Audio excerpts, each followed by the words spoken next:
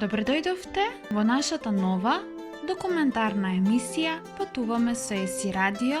Денес ќе отпатуваме во Грција. Има многу интересни работи што може да се откријат за Грција. Таа има толку стара историја. Атина, Грција представува уметност, мудрост и слобода поради многуте достигнувања што градот ги направи за земјата во текот на неколку години.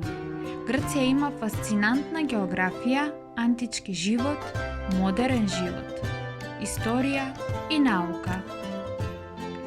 Грција е прекрасна земја лоцирана во Јужна Европа. Обкружена е со соседни земји како Македонија, Бугарија, Албанија и Турција. Главно се состои од полуостров познат како Пелопонез. Земјата е северно од Средоземното море, источно од Јонското море и се граничи со Егејското море на исток. Таа е најпланинската земја на континентот. Околу 80% од Грција се планини. Планините Пин се планински синџери центарот на земјата. Нависокиот врв на овие планини е висок 2637 метри. Многу значаен град во Грција е Спарта, град-држава во античкото време, лоциран во регионот Лаконија во југоисточниот Пелопонез на реката Евротас. На север Лаконија е одвоена со Аркадија со ридскиви сорамнини. Климата во Грција е поделена на 3 класи: медитеранска клима, алпска клима и умерена клима. Медитеранската клима се состои од благи, влажни, топли зими, суви лета. Алпската клима е просечното време за регион над дрворедите како на запад. Во централна и источна Македонија климата е умерена. Умерената клима е слична на медитеранската, но со студени влажни зими и топли суви лета. Друг познат град во Грција е главниот град Атина. Името овој град го добило во чест на грчката божица Атина, божица на мудроста и војната. Тоа беше родното место на цивилизацијата, каде што за прв пат беше создадена демократијата и повеќето мудрици и филозофи од античко време. Бродвеј е клучен пример во денешната култура што ја отсликува љубовта кон изведбите на драмата што ја имаа атињаните особено во ова време. Златното доба на Атина овозможи овие книжевни достигнувања се уште да имаат ефект врз денешното општество. Победата на Атина над Персија доведе до незиното златно доба, кој имаше огромно влијание врз денешниот свет. Победата доведе до период на голем просперитет на Атина поради силната влада, економија и војска. Атињаните имаа голема љубов кон нивниот град-држава во тоа време поради тоа што беше центарот на Грција, а тоа доведе до нивни бројни културни достигнувања. Во Грција доминираат 3 елементи: море, планина, низини. Рацете и до водите на морето продираат длабоко, така што само мал дел од надрешноста на копното во облик на клин е повеќе од 50 милји од брегот. Островите сочинуваат приближно 18% од територијата на модерна Грција. Приближно 80% од Грција е планински терен, голем дел од него расчленет.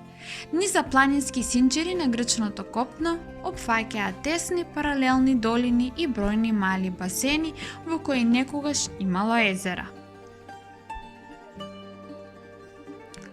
Туризмот е клучен елемент на економската активност во земјата и еден од неважните сектори во земјата, со 20,6% од бруто домашниот производ заклучено со 2018 година.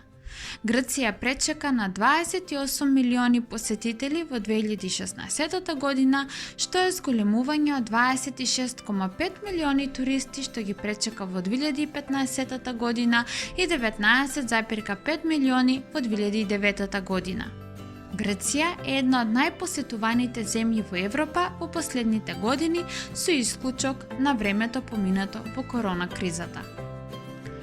Огромното мнозинство на посетители во Грција во 2007 година дошле од европскиот континент, бројајќи 12,7 милиони, додека најмногу посетители од една националност биле оние од Обединетото кралство. Веднаш поние следат од Германија. Во 2010 година најпосетуван регион на Грција бил оној од Централна Македонија со 18% од вкупниот туристички проток во земјата. Потоа Атика, па Пелопонес. Северна Грција е најпосетуваниот географски регион во земјата.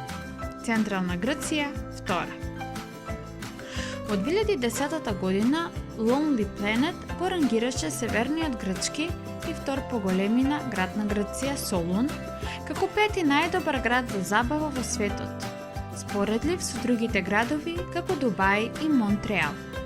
Во 2011 година Санторини беше избран за најдобар остров на светот во патување и слободно време.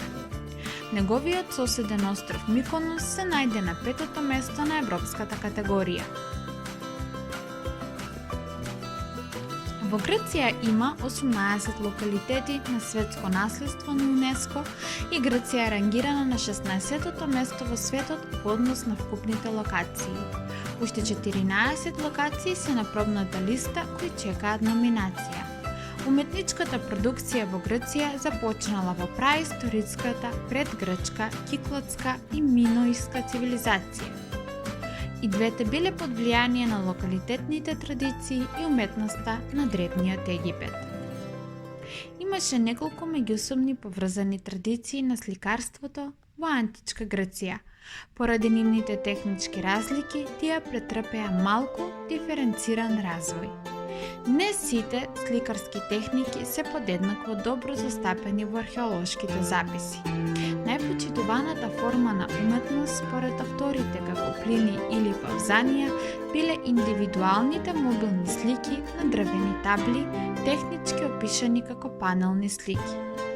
Исто така, традицијата на дзидното сликарство во Грција датира барем од Минојското и Микенското бронзено доба.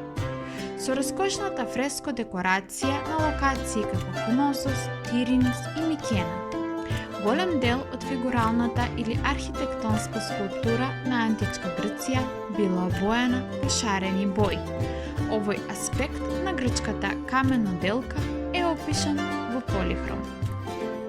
Старогрчката скулптура била составена речиси целосно од мермер или бронза. Солиена бронза која станала омилен медиум за големи дела до почеток на 5 век. И мермерот и бронзата се лесни за формирање и многу издржливи.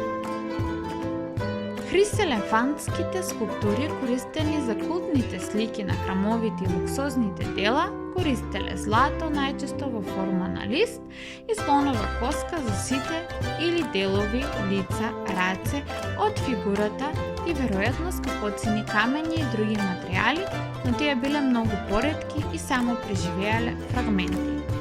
До почетокот на 19 век систематското искупување на античките градови, локалитети, донесе плејада на скулптури со траги од особено разнобојни површини. Дури до објавените наоди на германскиот археолог Винцент Бринкман кон крајот на 20 век, сликањето на античките грчки скулптури станало утврден факт. Уметничката продукција продолжила и во византиската ера.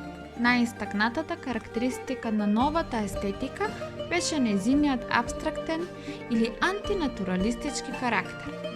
Ако класичната уметност беше обележана со обид да се создадат представи што ја имитираат реалноста што е можно поблиску, византиската уметност се чини дека го напуштила овој обид во корист на посимволичниот пристап.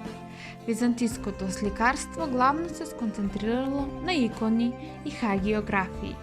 Македонската уметност беше уметнички израз на македонската ренесанса, ознака која понекогаш се користи за да се опише периодот на македонската династија на Византиската империја, особено 10 век, кој некои научници го гледаат како време на зголемен интерес за класичното учење и асимилација на класични мотиви во христијански уметнички дела.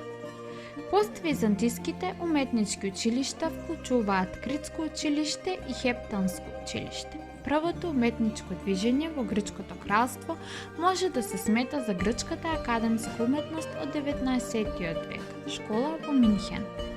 Значени современи грчки сликари се Николаус Гизис, Јакобидес, Бризакис, Литрас, Енгонопулос, Царухис, додека некои значени скулптори се Павлос, Просалантис, Јоанис Косос, Леонидас Ленопасулис и други. Архитектурата на античка Грција била произведена од античките грци и хелените.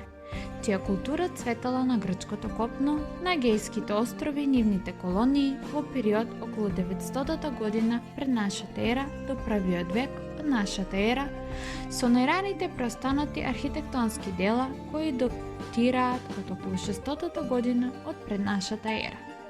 Официјалниот речник на античката грчка архитектура особено поделбата на архитектонскиот стил на три дефинирани редови: Дорски ред, Јонски ред, Коринтски ред. Требаше да има длабок ефект врз западната архитектура од подоцнежните периоди. Византиската архитектура е архитектура промовирана од Византиската империја. Исто така позната како Источно Римско царство со која доминирала во Грција и во светот, што зборува грчки јазик во текот на средниот век. Империјата обстојуваше повеќе од 1 милениум, драматично влијајќи на средновековната архитектура низ Европа и Блискиот Исток, стана примерен модел и родител на ренесансните и отоманските архитектонски традиции кои следеа по нејзиниот колапс. По грчката независност, современите грчки архитекти се обиделе да ги комбинираат традиционалните грчки и византиски елементи и мотиви со западноевропските движења и стилови. Патра беше првиот град на модерната грчка држава кој разви градски план. Во јануари 1829 година Стаматис Лугарис, грчки инженер на француската армија, му го представил планот на новиот град на гувернерот Каподистријас, кој го одобрил. Лугарис го применил ортогоналното правило во урбаниот комплекс на Парта. Два посебни жанра може да се сметаат за кикладската архитектура со кујки во белата боја во Кикладите и епиротската архитектура во регионот на Епир. Важно е влијанието на венецијанскиот стил на Јонските острови и медитеранскиот стил на Флорестано ди Фаусто во горните делови, тоест во годините на фашистичкиот режим на островите Додеканези. По формирањето на Грчкото кралство, архитектурата на Атина и другите градови најмногу била под влијание на неокласичната архитектура. За Атина првиот крал на Грција, Ото од Грција, им наредил на архитектите Стаматиос, Клеантис и Шауберт да дизајнираат модерен градски план погоден за главниот град на една држава. Што се однесува до Солун, по пожарот во 1917 година, владата наредила нов градски план по надзор на Ернарст Хебрар. Други современи грчки архитекти се Метаксис, Калкост, Цилер, Пајонидис и други.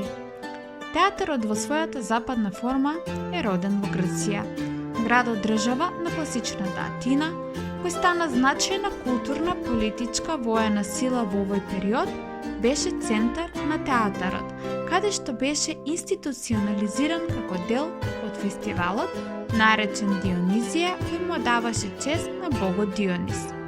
Трагедијата, крајот на 6 век пред нашата ера, комедијата 486 година пред нашата ера и сатирската драма беа трите жанра што се појавија токму таму. За време на византискиот период театарската уметност била значително намалена. Според Марио Сплоритис, единствената форма што преживеала е народниот театар, мимус и пантомимус и покрај непријателствата на официјалната држава. Подоцна за време на османлискиот период, главната театарска народна уметност биле карагиозите. Ренесансата која доведе до современиот грчки театар се случи на венецијанскиот Крит. Многу значајните драматурзи се Виценсос Корнарос и Георгоис Хортацис. Современиот грчки театар е роден по грчката независност на почетокот на 19 век и првично бил под влијание на хептанскиот театар и мелодрама, како што и италијанската опера. Нобиле театро ди Сан Джакомо ди Корфу беше првиот театар и оперска куќа на модерната Грција и местото каде што беше изведена првата грчка опера. Кандидатот за пратеник на Спиридон Ксинидас, заснована исклучиво на грчко либерто. Во текот на доцна 19 век и почетокот на 20 век на атинската театарска сцена доминираа ревии, музички комедии, оперети, ноктурни, а значени драматурзи ги вклучија Спиридон Самарас, Дионисиос Лаврангас, Теофрастос Сакалерадитис и други. Националниот театар на Грција бил отворен во 1900 година како кралски театар. Грчката литература може да се подели во три главни категории – античка, византиска и модерна грчка литература. Атина се смета за родното место на западната литература. На почетокот на грчката литература стојат двете монументални дела на Хомер – Илијадата и Одисеја. Иако датумите на составување се разликуваат, овие дела биле фиксирани околу 800 година пред нашата ера или подоцна. Во класичниот период многу од жанровите на западната литература станаа поистакнати. Лирска поезија, оди, пасторали, елегии, епидрами, драмски презентации на комедија и трагедија, историографија, реторички трактати, филозофска диалектика, филозофски трактати се појавија во овој период. Двајцата главни лирски поети биле Сафо и Пиндар. Класичната ера исто така ја доживеа зората на драмата. Од стотици трагедии напишани и изведени во текот на класичната доба, преживеале само ограничен број драми од тројца автори – Есхил, Софокле и Еврипид. Преживеаните драми од Аристофан се исто така резница на комично прикажување, додека Херодот и Тукидид се двајца од највлијателните историчари во овој период. Неголемото прозно достигнување на 4 век во филозофијата се делата на овие тројца големи филозофи. Византиската литература се однесува на литературата од Византиската империја напишана на атички, средновековен и рано современ грчки јазик, а таа е израз на интелектуалниот живот на византиските грци за време на христијанскиот среден век. Иако популарната византиска литература и раната модерна грчка литература започнаа во 11 век. Иако популарната византиска литература и раната модерна грчка литература започнаа во 11 век. Двете не се разликуваат. Се надеваме дека доловивме мал дел од грчката култура.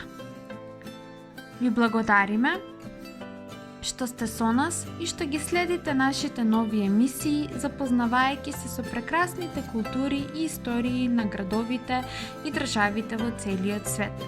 Станете со програмата на ЕСИ Радио. Патуваме со ЕСИ.